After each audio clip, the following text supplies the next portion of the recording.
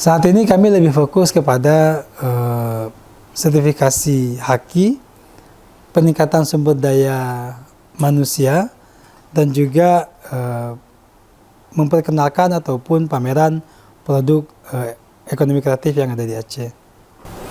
Kalau untuk peningkatan SDM, kita berbentuk pelatihan dan sertifikasi. Karena kita boleh dianggap sudah mapan, sudah baik, sudah mampu, tapi kalau tidak punya sertifikat yang membuktikan, itu masih diragukan.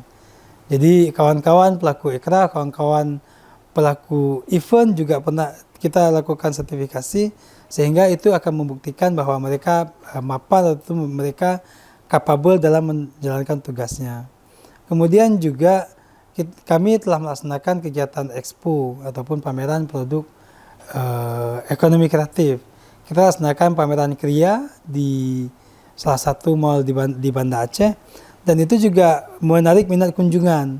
Karena yang awalnya mereka tidak terinformasikan adanya produk seperti itu di Aceh, dengan kita membuat expo di keramaian, jadi masyarakat Aceh tahu bahwa produk tersebut juga ada yang dari Aceh.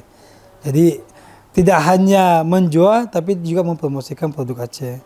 Kita juga pernah melakukan kegiatan fashion, karena tidak hanya kuliner, kita ada 3 subsektor yang menjadi unggulan Aceh. Kuliner, fashion, dan juga film.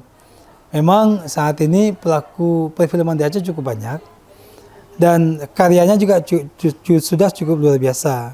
Tidak hanya tampil di ajang nasional ataupun ajang lokal, kawan-kawan juga sudah berhasil tampil di ajang internasional.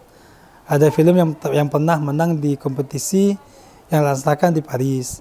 Jadi memang film di Aceh juga potensinya cukup luar biasa, karena didukung oleh alam dan budaya tradisi yang cukup baik.